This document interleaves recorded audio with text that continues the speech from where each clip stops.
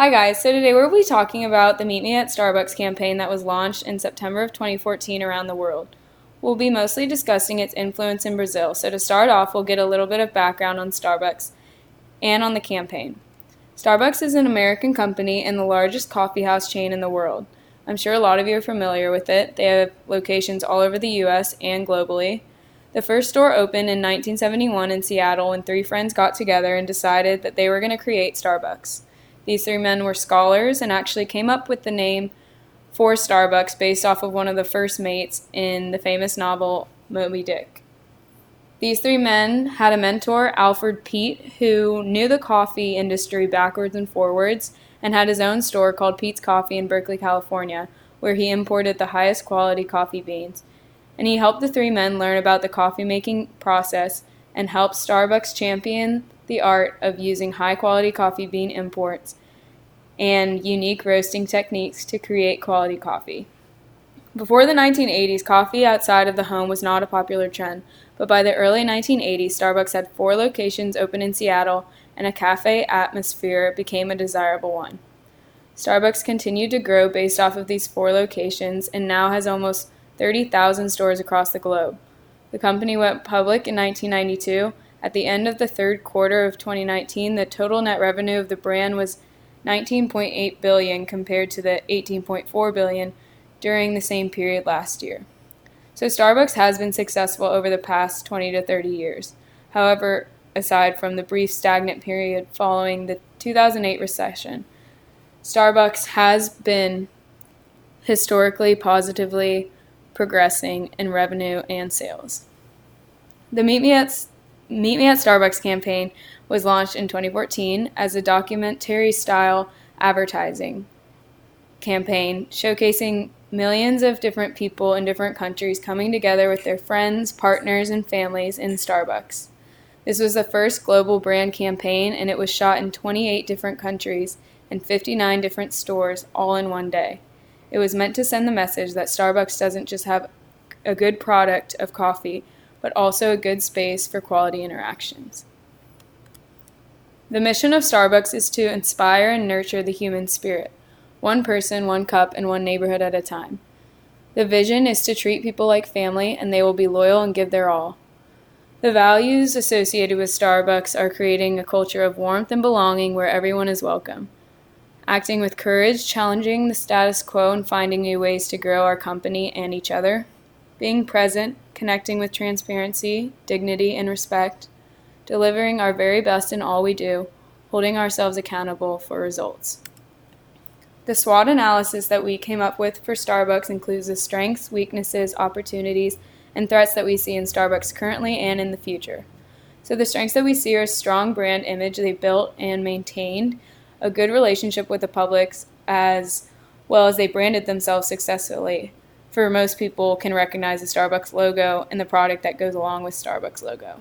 Another strength is the international company with the extensive global supply chain. So the company has a global presence which increases revenue and brand influence throughout the world.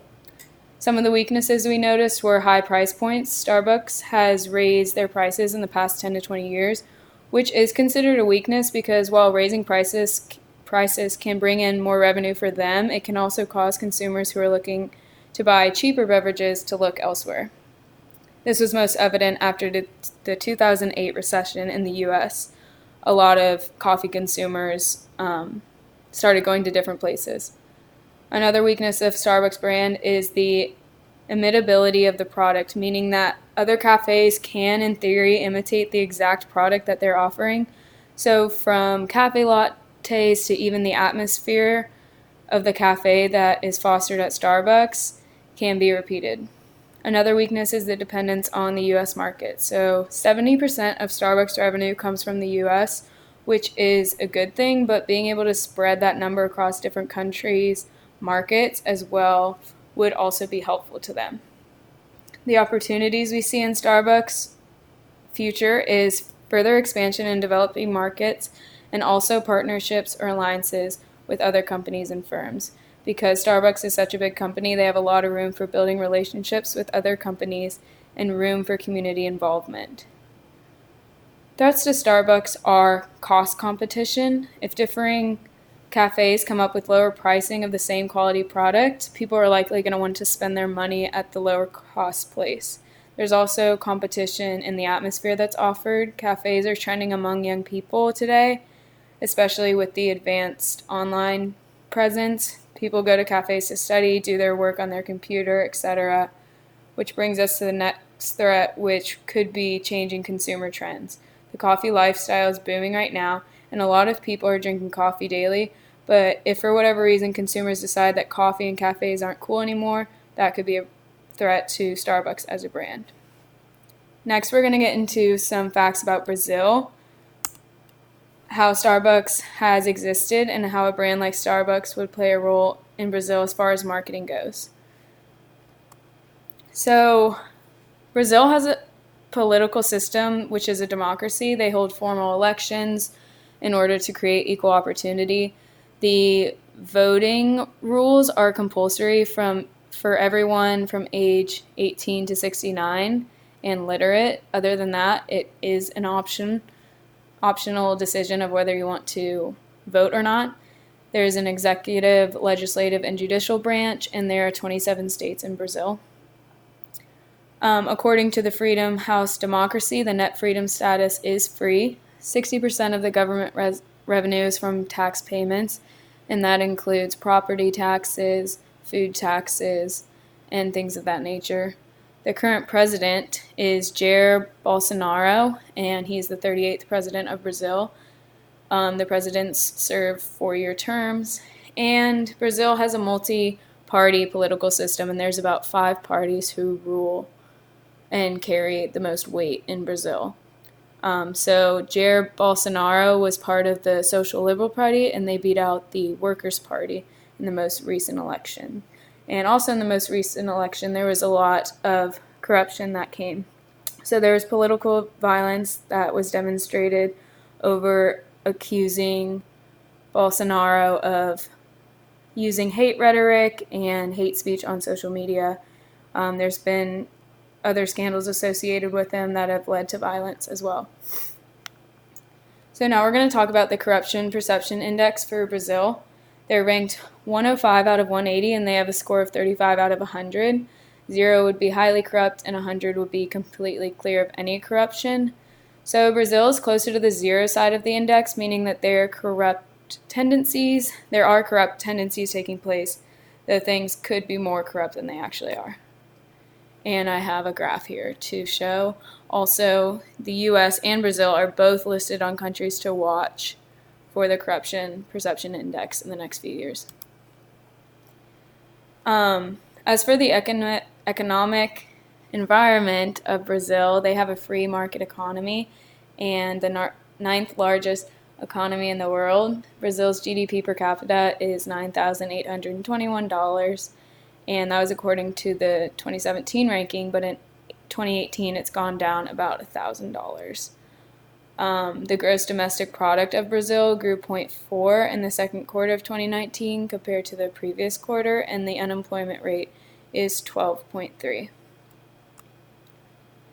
As far as the media system and penetration, the press freedom status is partly free. Television dominates South America's biggest media market. Globo is the leading broadcaster. The Constitution of Brazil outlines freedom of speech and press, so they're trying to preserve freedom of speech and press, but there are dark prospects for media in Brazil.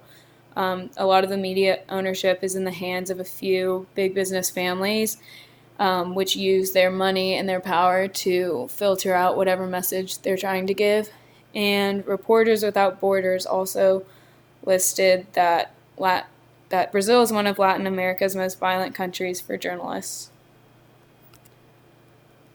And here's a graph that was made by the Reporters Without Borders. And as you can see, Brazil is colored as having noticeable problems. And this slide shows some of the bigger names in media for Brazil. But a trend that you can note for here is that Globo is involved in almost all these different types of media, and that is the lead broadcasting media in Brazil. As far as technological advancements, the literacy rate is 92.05, which is pretty good, and few countries have female literacy rates above male literacy rates, and in Brazil, 92.34% of women age 15 and older are literate compared to 91.73 of men. There is a notable digital divide taking place in Brazil between urban and rural areas, according to the Freedom House. Brazilians are among the world's top users of social media, with Facebook being the leading social platform and WhatsApp as the top communication application. The monthly internet usage is 25.7 hours per user in Brazil, compared to the Latin American average of 18.6 hours.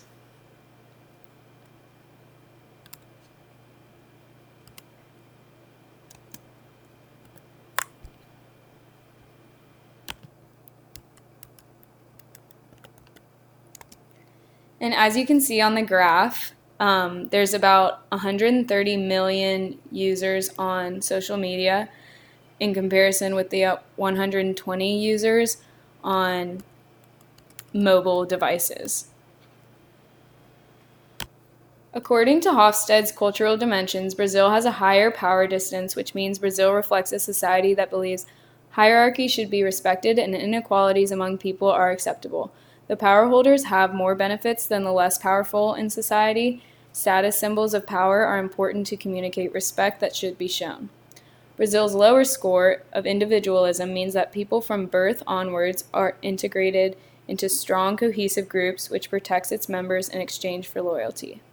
Brazil has a low score in masculinity, meaning that dominant values are caring for others and quality of life, which is a sign of success.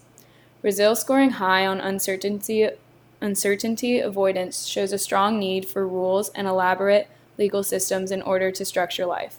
Laws and rules are more important to make the place safer to live in. Brazilians are passionate and demonstrative people. Emotions are shown often.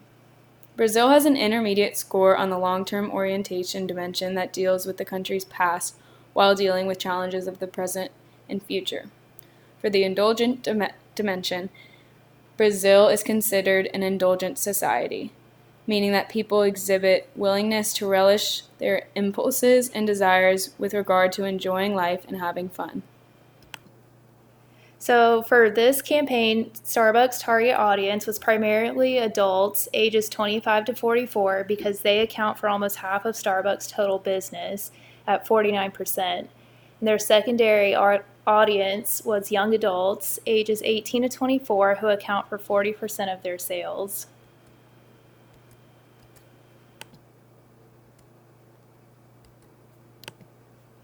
The psychographics for this campaign, or for Brazil, are that Brazilians have a strong brand loyalty, but only if the price is right. So they will look around at all of their options to make sure they're getting the best deal.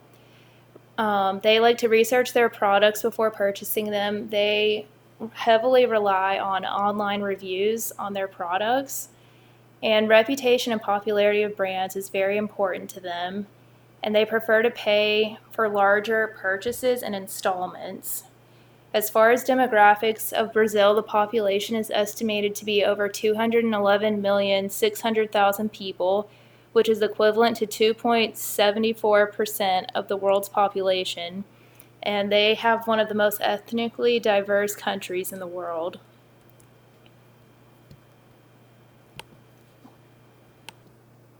So the goals and objectives of this campaign are to tell the stories from the point of view of customers, to strengthen the focus on the brand and not just their product, to celebrate real moments of human connection, to create a global sense of community with Starbucks being at the center, and to be the meeting place for these connections. For the campaign timeline, there wasn't an exact date for every single output, but in the same 24 hours, the footage was shot in 28 countries and 59 Starbucks locations worldwide, and Rio de Janeiro and Sao Paulo, Brazil were two of them. On September 29, 2014, the campaign was launched. There were different versions filmed tailored to different parts of the world. There was a full-length documentary that was around 8 minutes, and then there were mini versions that were around 30 and 60 seconds released on YouTube on the same day. On October 1st, there was a YouTube homepage takeover, and that same week, a photo series with the hashtag HowWeMet was launched to have users share their stories on Instagram. Social media efforts later extended to Twitter and Tumblr. The theme and key messages of Meet Me at Starbucks are, when people meet at Starbucks, it's never just about the coffee. The best connections come when you meet face to face. Put down the devices and enjoy each other's company, and focus on stories happening in their stores. The media and implementation of this campaign is that it was filmed by the agency 72 and Sunny. The YouTube documentary was their main was their main platform, and the full-length documentary was posted here as well as the shorter versions. And within the full-length version, there was an interactive portion that prompted viewers to hear personalized stories from some of the campaign subjects. Two of the customers were featured from Sao Paulo and Rio de Janeiro. On Instagram, hashtag HowWeMet was used so the users could share their pictures and stories of how they met at Starbucks. Television, which is the main source of media in Brazil, had the shorter versions of the documentaries that aired as commercials. Display ads were posted on multiple news sites. The Twitter campaign included the hashtag HowWeMet in a similar version to what happened on Instagram. They also used Tumblr, and they featured the campaign on their company website. The evaluation of this campaign is that it was a major success on all fronts. The campaign had a positive reaction among its audience. Customers felt connected to Starbucks as a brand. 91 million impressions on social media. 1.2 and 1.3 million views on the full-length and condensed versions of the documentary. And using hashtag HowWeMet increased the campaign involvement.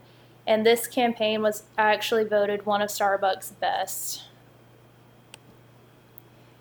The summary of this is that Starbucks made the campaign to get the focus back on their brand. In a world taken over by technology, they wanted to remind people that the best connections are made in person, and Starbucks wants its coffee shops to be a meeting place for people no matter what they come for. And the key takeaways from this campaign is that Starbucks is now seen as the global center of diverse countries and cultures coexisting with the energy of people worldwide.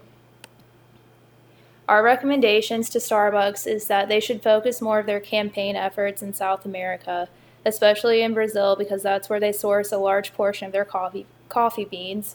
And although Starbucks has a global presence, they're very Americanized and need to incorporate more of the local cultures into their international brand.